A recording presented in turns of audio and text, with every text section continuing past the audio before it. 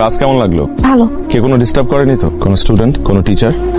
ইউনিভার্সিটিতে পড়াশোনা করতে হবে মন দিয়ে, কোনো ধরনের ফাঁকিবাজি করা যাবে না, ওকে? আর কোনো কিছু যদি লাগে তাহলে ভাইয়াকে বল, ভাই কিন্তু ডিপার্টমেন্টের টপার। তোমার ফোনটা দাও। ফোন দিয়ে কি হবে? তোমার যদি কোনো প্রয়োজন হয় আমাকে, তাহলে সব জায়গায় তোমাকে খুঁজে পাবে না, আমি তো সব জায়গায় অ্যাভেলেবেল না। তো তোমার ফোনে আমার নাম্বারটা আমি সেভ করে দিচ্ছি, যাতে করে তুমি আমাকে কল দিলেই পেয়ে যেতে পারো। ভাইয়া আমাকে আপনার নাম্বারটা দিন। এক্সকিউজ মি, বড় ভাইয়ের নাম্বারটা স্পেশাল, এটা সবাইকে দেওয়া হয় না। কে রে বন্ধু, তোর সূচনা কল দিছে? না, প্রথম তো তোমার লজ্জা পাচ্ছে। এমে তোমার তো কিউট কে? এই তোমার ফোনটা দাও তো, আমার ফোন নাম্বারটা দিয়ে দিচ্ছি, রাতে কথা। আমি ফোন ইউজ করি না। তোমাকে ভালো লাগছে? আমার দেরি হয়ে যাচ্ছে। ভাই বুঝলাম না, কেন মারতেছেন ভাই? মারতেছি কেন বুঝোস না? আপনি আমার ক্ষমা করে দেন, আমি আপনাকে জীবনে নিশ্চয় করবো না। আচ্ছা ঠিক আছে, ক্ষমা করেছি। ভাই মাফ করছে। জায়গা কিছুক্ষণ আগে নাম্বার চাইলো, এখন এসে আবার পা ধরে মাছ চাচ্ছে। কাহিনী কি বলতো? ওপর মহলে নজর আছে তোর দিকে। হ্যালো, কি ব্যাপার? ফোন দিয়ে কথা বলছেন না কেন? কথা বলে তো আপনি মারধর শুরু করেন। কে আপনি? আমি সূচনা। আচ্ছা, সূর্য আজকে কোন দিক থেকে উঠলো? রাতে তো সূর্য ওঠে না, রাতে চাঁদ ওঠে। তা ঠিক। আজকে ওই ছেলেটাকে মারলেন কেন? ওকে মারছি কারণ ও বেয়াদবি করছে। বেয়াদবি তো করেছে আমার সাথে, তাতে আপনার সমস্যা কি? আমার সমস্যা কি সেটা আমি আপনাকে এখন বলবো না, সেটা আমি আপনাকে কাল বলবো কফি খেতে খেতে। কালকে ওই ছেলেটাকে মারলেন কেন? মারবো না? সূর্য, একটা ছেলে তোমাকে টিজ করবে, তবে আমার ক্যাম্পাসে, আর ও পার পেয়ে যাবে, এত সহজ?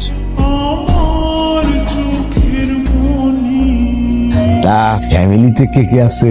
আমার মা মারা গেছে ছোটবেলায়, বাবা আছে আর বড় ভাই। তুমি ভবিষ্যতে কি করবা? আমার ফিউচার প্ল্যান এখনো করিনি। আমি মাইনা নিতে পারি, আমার বন্ধু বান্ধব আত্মীয় স্বজন তারা তো এটা এত সহজে মানবে না। তাই তোমার একটা ভালো প্রফেশনে ঢুকতে হবে। ট্রেন কয়টায়? 9টায়। এত দূরে যাচ্ছ, আমাকে ভুলে যাবে না তো? যত দূরেই যাই তোমাকে ভোলা অসম্ভব। আত্মসম্মানে লাগে এমন কোনো কাজ আমাকে দিয়ে কখনোই হবে না। ওই ফ্যামিলিতে আমার মেয়ের বিয়ে দেবো, এটা তুমি ভাবলে কি করে? আমিও তোমাকে একটা কথা জানিয়ে রাখি বাবা, রোহান ছাড়া অন্য আর কোনো ছেলেকে আমি বিয়ে করব না, আর এটাই আমার শেষ কথা। আবেগ দিয়ে জীবন চলে না, বিবেক দিয়ে জীবন চালাতে হয়, কথাটা মনে রেখো। বিকেলবেলা তৈরি থাকবে, পাত্র দেখতে আসবে। আমি এক্ষুনি রোহানকে ফোন দিয়ে সব কথা খুলে বলছি। এত বড় স্পর্ধা তোমার? হ্যাঁ, দেখি তোমার ফোন দাও। এসো আমার সাথে, এসো বাবা। এসো। হ্যালো ভাই, আপনি দ্রুত চলে আসেন ভাই, খুলনাতে ভাই। কেন, কি হয়েছে?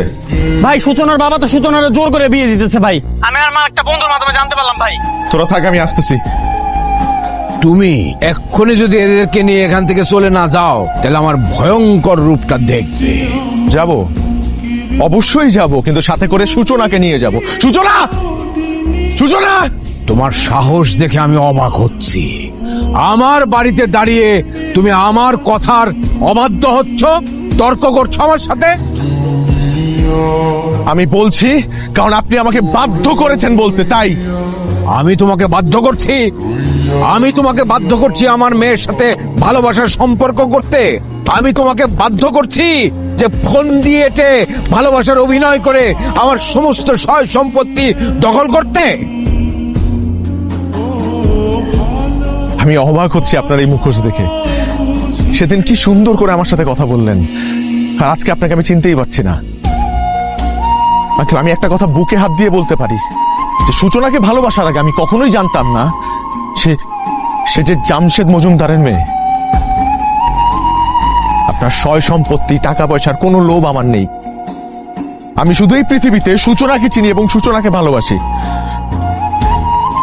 সূচনা, তুমি আমাকে ভালোবাসো?